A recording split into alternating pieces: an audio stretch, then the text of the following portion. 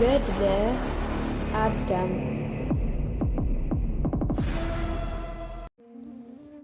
ምዕራፍ 10 አንድ አምላክ በሚሆን በአብ በወልድ በመንፈስ ቅዱስ ስም የአባታችን የአዳምና የእናታችን የሔዋን ገድላቸው ዜና ይህ ነው። ለቅሶውን ወይም ሐዘኑን ከፈጸሙ በኋላ የእግዚአብሔር መልአክ ለመልከ ጼዴቅ አባት ለቃይናን እንዲህ ሲል በራእይ ተገለጠ። ቃይናንም ሆይ ታውቀኛለህን? አለው። አቤቱ ጌታ ሆይ አላውቅህም አለው። እኔ የእግዚአብሔር መልአክ ነኝ፣ ይህንን ትእዛዝ እነግር ዘንድ ወደ አንተ ተላከኝ። የእግዚአብሔርን ትእዛዝ አትተላለፍ አለው። ቃይናንም ከእግዚአብሔር መልአክ ይህንን በሰማ ጊዜ አደነቀ። ጌታ ሆይ ተናገር አለው። የእግዚአብሔርን መልአክ አባትህ አዳምን ከገነት በነበረ ጊዜ ወደ ታች ያመጣሁት እኔ ነኝ። በመሠዊያው ላይ ደሙን በሰዋ ጊዜ ከእርሱ ጋር እግዚአብሔርን የለመነሁት እኔ ነኝ። የጻድቁ የአቤልን ነፍስ የተቀበልኩ እኔ መልአኩ ሚካኤል ነኝ። በቤት በተወለደ ጊዜ ከሴት ጋር የነበርኩት መልአክም እኔ ነኝ። ከሄኖስ ከቃይናንም ከመላኤል ከያሬድ ከሄኖክ ከማቱሳላ ከላሜና ከኖጋ የነበርኩ እኔ ነኝ። ባርፍ ጊዜም የበኩር ልጅ ከሴም ጋር ነበርኩ። አሁንም መልከ ጼዴቅ ልጅህን ወስድ ዘንድ እግዚአብሔር ወደ አንተ ላከኝ። በእግዚአብሔር ዘንድ ታላቅ ይሆናልና በመሄዱ ልብህ አይሰማው አይዘን አለው።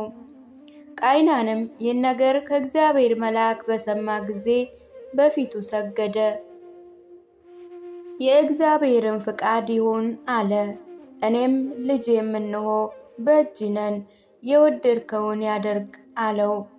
መልአኩ ለቃይናን መታየቱ ስለ ንጽሕናው ስለ ጽድቁም አይደለም፣ ስለ መልከ ጼዴቅ ስለ ጻድቁ ስለ ንጽሕናው ነው እንጂ። መልአኩም ቃይናንንም ይህንን ምስጢር ከሴም በቀር ለአንድስ እንኳን እንዳትናገር አለው። ከእርሱም ሄደ። የእግዚአብሔር መልአክ በዛች ሌሊት ወደ መልከ ጼዴቅ መጣ። መልከ ጼዴቅም ተኝቶ ነበር። እንደ እርሱ በጎልማሳ አምሳል ተገለጠለት። ቀኝ ጎኑም መታው፣ ከእንቅልፉም አነቃው። በተነሳም ጊዜ ፊቱ በብርሃን ተሞልቶ በፊቱም ተቀምጦ በተመለከተው ጊዜ ከመልአኩ የተነሳ ፈራ፣ ያለ እርሱ ፍጹም መልአክ ማየት አልለመደም ነበርና። መልአኩ ፍርሃቱን ከእርሱ አስወገደለት፣ በራሱ በጀርባው ላይ ቀባው። እኔ ወደ አንተ የተላኩ የእግዚአብሔር መልአክ ነኝ፣ አትፍራኝ።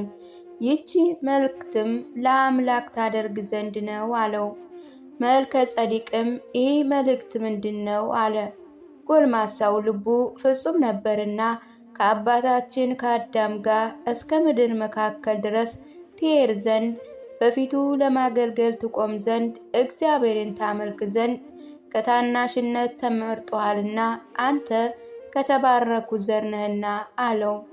መልከ ጼዴቅም መልአኩን የአባቴ የአዳምን ሥጋ የሚወስድ ከእርሱ ጋር የሚወስደኝ ማን ነው አለው። መልአኩም የአባት አያት የኖህ ልጅ ሴም ነው አለው። መልአኩም ልቦናውን አቀናለት፣ ለአንድ ሰዓትም አረጋጋው። ነገር እንዳይወጣ ይህ ምስጢር ለአንድስ እንኳ አትናገር አለው። በአዳም ሥጋ እንዳይጸና እግዚአብሔር ወደ አዘዘባት ቦታ ይሄድ ዘንድ አይተውምና። መልአኩም ከእርሱ ሄደ፣ ወደ ኖህ ልጅ ወደ ሴም መጣ። አባትህ ኖህ እንዳዘዘህ ተነስና የአዳምን ሥጋ ውሰድ አለው። መልከ ጼዴቅንም ከአንተ ጋር ውሰደው፣ እግዚአብሔር ወደ አዘዘ ቦታ ከእርሱ ጋር ሂድ፣ አትዘገይ አለው። በነጋ ጊዜ ያማረ መርከብ አዘጋጀ፣ በመርከቡም አስገባው። ለስንቅ የሆነው ዘንድ ህብስት ወይን አዘጋጀ። የእግዚአብሔር መልአክም ወደ ቃይናን መጣ፣ ልጁ መልከ ጼዴቅንም ፈለገው። ቃይናንም መልአኩ የነገረውን ሁሉ ይነግረው ጀመር። ልጁ መልከ ጼዴቅንም በአማረ ልቦና ሰጠው። ቃይናንም ይህንን ምስጢር ሰወረ፣ ለአንድስ እንኳ አልገለጸም ነበር። ሴም መልአኩ መልከ ጼዴቅን ወሰደው፣ ከእርሱ ጋር አህያ ጫኑ፣ ወደ መርከብ ሄዱ። መርከቡን የሚከፍቱበት ቁልፍ ግን ከእነርሱ ጋር አልነበረም። ኖህ ከእርሷ ከወጣ በኋላ ክፍል አድጎለት ነበርና ከእርሷ በደረሱ ጊዜ በምን እንደሚከፍቱ ታሰቡ። ሴምም ወደ በሩ ወጣ። መልከ ጼዴቅንም በእግዚአብሔር ዘንድ ታላቅ የሆንክ ሆይ ና ክፈተው አለው። መልከ ጼዴቅም ሰምቶ ወደ በሩ መጣ፣ መክፈቻውንም ያዘ። ያን ጊዜ በሩ ተከፈተ። ከመርከቡ ውስጥ የልዑል እግዚአብሔር ካህን ሆይ ደስ ይበልህ የሚል ቃል ተሰማ። ትከፍትልህ ዘንድ አንተ የተገባ ሁነሃልና በመጀመሪያ ዓለምን የፈጠረ የእግዚአብሔር ካህን ሆይ የሚል ቃልም ነበር። ይህ ከመንፈስ ቅዱስ ነበር። መልከ ጼዴቅም በቃሉ እርሱ በፊቱ እፍ ያለበት እንደሆነ አወቀ። ዳግመኛ በውስጡ ያለውን ታላቅ ጸጋ ተረዳ፣ አደነቀም። ሴምንም ጌታዬ ሆይ በፊቴ እፍ ያለብኝ እንደሆነ አውቃለሁ። ከእኔ ጋር የሚነጋገር ድምፅ እሰማለሁ፣ ፊቱን ግን አላይም። ከአባታችን ከአዳም ሥጋ አንድስ እንኳ ይህንን አላየም። ሴምም ደነገጠ፣ የሚለውንም አላወቀም። እርሱም በመርከቡ በር ይህንን እያደነቁ ሳሉ ካህን ያደረገው እኔ ነኝ የሚል ቃል ከሰማይ መጣ። ከቦታውም በውስጡ እፍ አለሁብህ፣ አንተም እውነተኛ ካህኔ ነህ። አንተ የፈጠርኩትን የአዳምን ሥጋ ትሸከም ዘንድ የተገባ ሁነህ ከቦታዬም እፍ አለሁብህ። ካህንም ንጉስም የጽድቅ ነቢይ አደረግኩህ። መልከ ጼዴቅ ሆይ ግባና ሥጋውን አውጣ አለው። ወደ መርከቡ ገባ። የአባታችን የአዳምን ሥጋ እጅ ነሳ፣ ተባረከም፣ አወጣውም። መልአኩ ሚካኤልም እስከ መሸከም ድረስ ይረዳው ነበር። ዳግመኛ ሴም ገባ። ወርቁን፣ ዕጣኑን፣ ከርቤውን ከአባታችን ከአዳም ሥጋ ጋር ወጣ። ሥጋውንም ከሳጥኑ አደረጉት፣ ዘጉትም። ዳግመኛ ጥንት እንደነበር የመርከቡ በር ተዘጋ። ሴም መልከ ጼዴቅን የአባታችን የአዳምን ሥጋ ያዝ አለው። ወደ መንገድ ሄዱ። የእግዚአብሔር መልአክም ከእነርሱ ጋር ይሄድ ነበር፣ የሚሄዱበት ይመራቸው ነበር።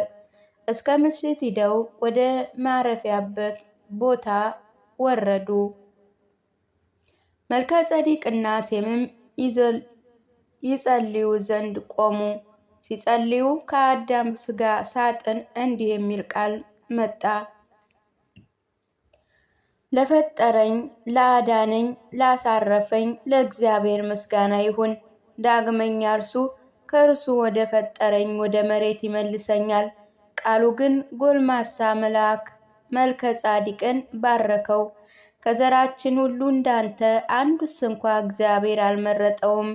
ከእርሱ ያለ እንዳንተ ካህን ይሆን ዘንድ በእጁ አልቀባውም። በአንተ ላይ እፍ እንዳለም በአንዱ ፊት እንኳ እፍ አላለም። ልጅ ሆይ እኔ ግን በእግዚአብሔር ዘንድ ለዚህ ክብር የተገባ ሁነ ስለተገኘህ ደስተኛ ነኝ። ቃሉም ከመልከ ጼዴቅ ቆመ። መልከ ጼዴቅም ከውስጥ የሚወጣው ቃል የተነሳ ደነቀ። ነገር ግን ይህ በእግዚአብሔር ኃይል ሆነ። ሴም ይህንን ድንቅ ተአምር በተመለከተ ጊዜ በመልከ ጼዴቅ ተደነቀ። ከደስታው ብዛት የተነሳ በዛ ሌሊት ምግብ አልቀመሰም። እግዚአብሔርን ያመሰግን ዘንድ አዳም ባለበት ሳጥን ፊት ቆሞ ቀረ እንጂ እስኪነጋም ጸለየ። መልከ ጼዴቅ ይህን ራእይ የተመለከተው በ15 ዓመቱ ነው። ሴምና መልከ ጼዴቅም ሳጥኑን በአህያ ላይ ጫኑ። የእግዚአብሔር መልአክም ከእነርሱ ጋር ይሄድ ነበር። ከሚያስቸግሩ ቦታዎች በደረሱም ጊዜ መልአኩ በእግዚአብሔር ኃይል ይመራቸው፣ በእርሱ ያሳድራቸው ነበር። ባህሮች፣ ተራሮችም ቢሆን በሁለተኛ ቀን እስኪመሽ ድረስ በመንገድ ይሄዱ ነበር። እንደ ልማዳቸውም ያርፉ ዘንድ ወረዱ። መልከ ጼዴቅ ከእርሱ ጋር የእግዚአብሔር ኃይል እንዳለ ተረዳ። እነርሱም ወደ ሰርግ እንደሚሄዱ ደስተኞች ሆኑ። እንደ ልማዳቸው በአባታቸው በአዳም በድን ፊት ይጸልዩ ዘንድ ቆሙ። ከበድኑም ከመልከ ጸዲቅና ለሴም እንዲህ የሚል ቃል መጣ። እግዚአብሔር ወደ ወሰነለት ቦታ እንሆ ደረስን። ቃልም መልከ ጻዲቅን የምንሄድበት ምድር የእግዚአብሔር ኃይል በእርሱ ላይ ይወርዳል። ሥጋዬ በሚኖርበት በዚያ ቦታ ይሰቀላል፣ ይታመማል፣ በደሙም መሃል ራሴን ያጥበኛል። በዚያ ጊዜ መዳኛ ይሆናል፣ ወደ ክብሬ ይመልሰኛል። ክህነቴን ትንቢቴንም ይሰጠኛል፣ ይመልስልኛል። ቃሉ በእግዚአብሔር ኃይል ዝም አለ። ከእርሱ ጋር ስለሚነጋገረው ቃልም መልከ ጸዲቅና ሴም አደነቁ። መልከ ጸዲቅም ሌሊቱን ሙሉ እስኪነጋ ድረስ ይጸልይ ዘንድ በደስታ ቆመ። የአባታችን የአዳምን ሥጋ በአህያ ጫኑ፣ ወደ መንገድ ሄዱ። የእግዚአብሔር መልአክ ከቦታው እስኪደርሱ ድረስ ከእነሱ ጋር ነበር። የእግዚአብሔር መልአክም ቀድሞ በአህያይቱ ፊት ቆመ። በድኑ ወይም የአዳም ሥጋም ለብቻው ከአህያዋ ወረደ። እንደ መጀመሪያው እንደ ሁለቱ ፍጹም መልከ ጸዲቅ ያወርደው አይደለም። በድኑ ወይም የአዳም ሥጋ ከአለቱ በደረሰ ጊዜ አለቷ ከሁለት ተከፈለች፣ ተሰነጠቀች፣ የበድኑ ማስቀመጫ ሆነች። ሴምና መልከ ጸዲቅም እግዚአብሔር የፈቀደው ቦታ እንደሆነ ተረዱ።